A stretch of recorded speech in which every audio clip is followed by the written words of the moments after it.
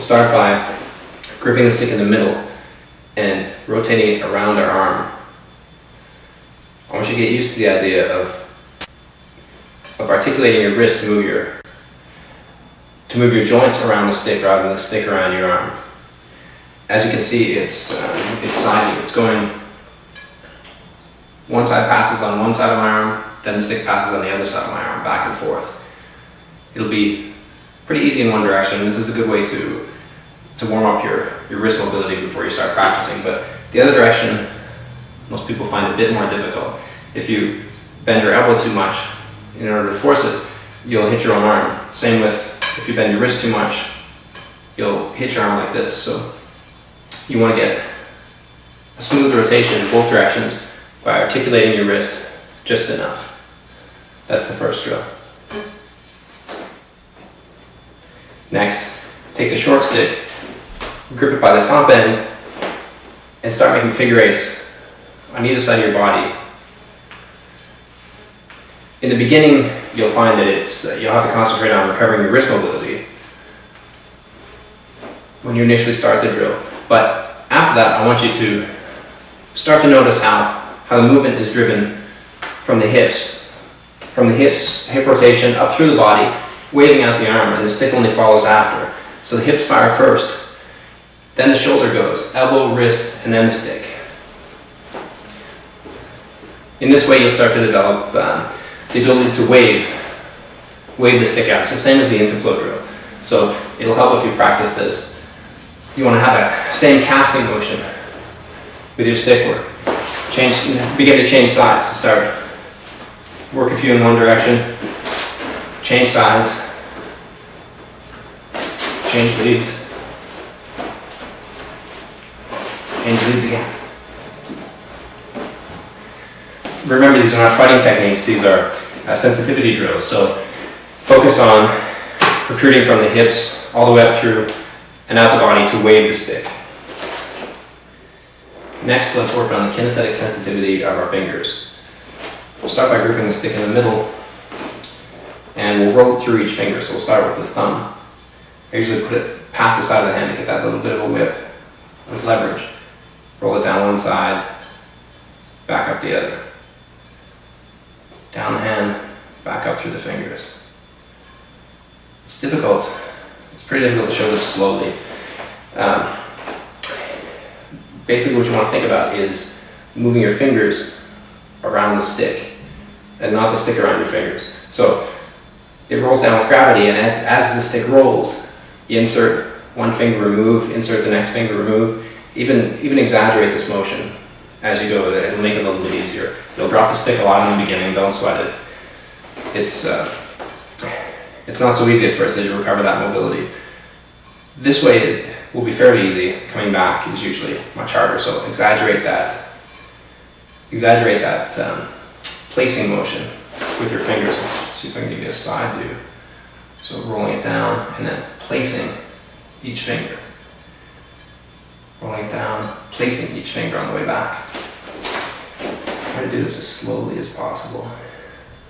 There you go.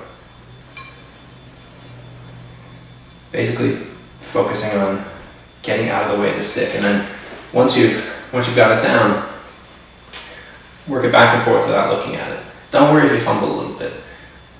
The main point is that your fingers know where the stick is. You don't have to think about it, and they'll recover it for you. Work this both sides. Now that we've worked our hands and wrists a little bit, let's move into some drills with the long stick. The first thing I want you to practice is pokes. So work on the front hand being the guiding hand, the back hand being the power transfer hand, sliding the stick smoothly through your grasp to poke. Don't worry about too much else at this point. I just want you to get comfortable with the movement of poking before you go much further. Once this is smooth, start working on accuracy. So pick a target on the wall and poke towards it. See if you change your footwork and hit that same target every time. And then work on your footwork so that you're coming in at just the right distance. You can hit it moving backwards, you can hit it moving forwards. Get comfortable with the accuracy of where you place your strikes first, and then we'll add an interesting little twist that I found very helpful. It's difficult to get onto at first, but you want to start hiding the length of the weapon. It's very easy to see something coming at you like this in this hacking motion. You can judge the length of the weapon so you know how far you have to jump back, or you know how much time you have, preferably, to jump in order to get around the attack. If you can hide the length of the weapon by striking up along this point so that the entire shaft of the stick is behind this, you can deliver a disorienting strike before coming in with something a little more powerful. So practice your pokes. It's good if you have a partner to do this. Have them stand and practice poking directly at their eyes while trying to hide as much of the length of the stick as you can behind itself by stacking the stick behind the point. Okay, we'll come back to pokes in a second. This drill will be related to where I want you to take that. I found this drill incredibly helpful in my early training. It's very simple. It involves a guiding hand and a mobile hand, much like throwing, much like leg fencing. You'll hold your stick out. The front hand is always the guiding hand. The back hand is always the mobile hand. So the front hand will stay more or less in place. It'll change level a little bit as you need to. Begin with a very static drill. It helps if you have a target in the form of a friend to stand in front of you. So the camera will be the target. Start in this position. Touch the side of the head, the elbow, the knee, back up to the elbow, back up to the head. Head the other side, elbow, knee the other side, without changing your relationship too much. So work your way up and down. The front hand only guides the change level, but the back hand has to articulate all the way up and all the way around, depending on which side you want to hit. Remember, this is not it's not a striking drill, although you could deliver a sharp rap to one of the joints as a preliminary to something else, perhaps knock a weapon away maybe, and you should practice putting a little stink behind that once this gets comfortable. But in the beginning, I want you to work on articulation. So practice reaching all the way around the body with this mobile hand, guiding hand drill to increase the articulation of your arms and joints with the stick. All right, let's come back to the pokes now. So you practiced pokes for accuracy against the target. Now let's work on this guiding hand, mobile hand drill. So place your target on the wall, and rather than poke straight at it, practice coming at it at an angle and using the guiding hand to poke around it. Your goal again is not to hit it in a sloppy way, but to line up as much of the stick behind the point as you can and deliver a solid poke.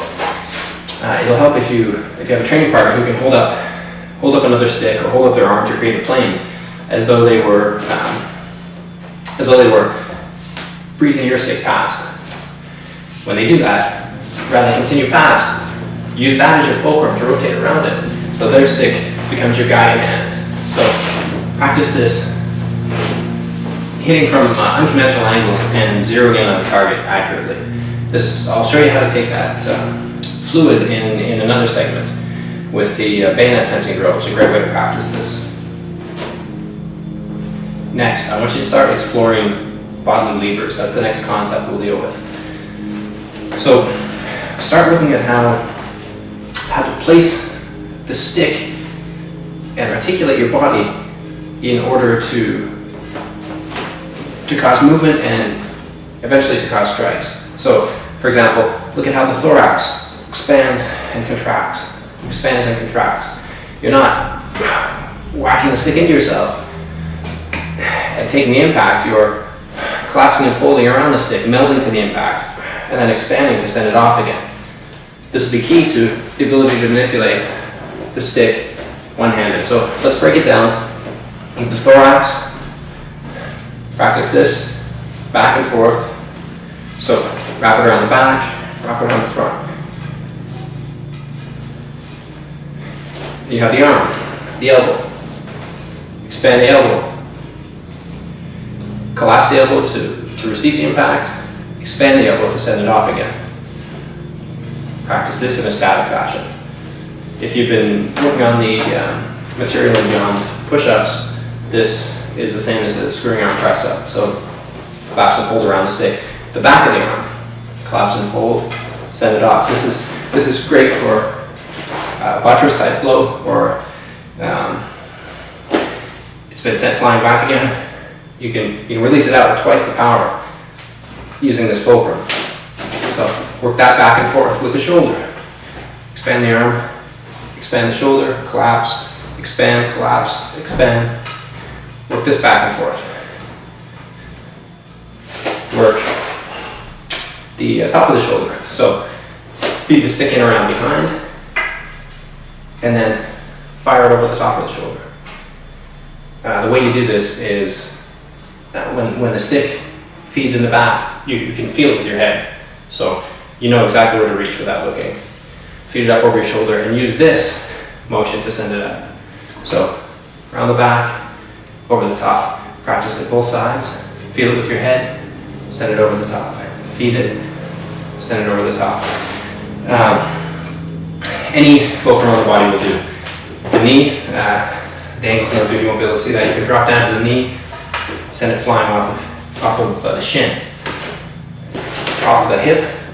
I'll show you a really cool way to strike very deceptively using the hip fulcrum in a second.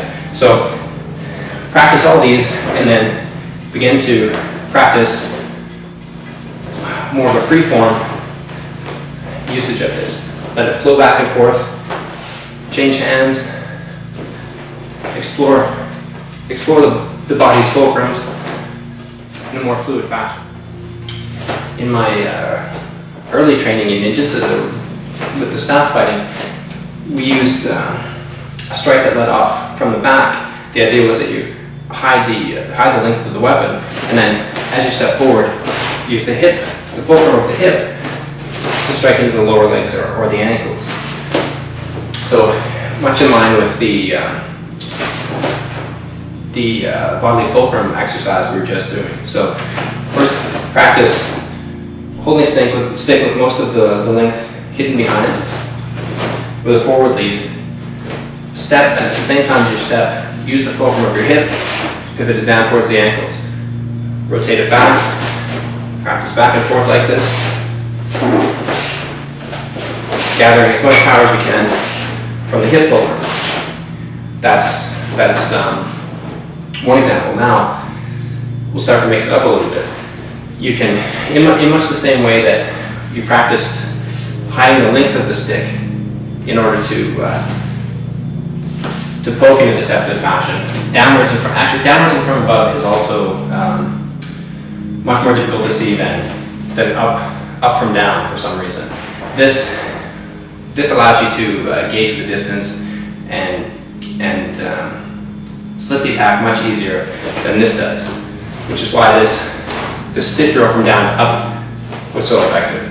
So in the same way that you went from down to up with your poke and hit the length behind here, this time we'll step in the same way as this drill, except change the guiding hand. So remember that mobile hand guiding hand drill we did earlier. This hand becomes the guiding hand in this example. And at the last moment, power it off the hip fulcrum, simply change the guiding hand and lower this one to change it to a head level strike. So it seems like it's coming for the ankle, but it's not. The very last second, right around here when it leaves the hip, it's almost at the ankle.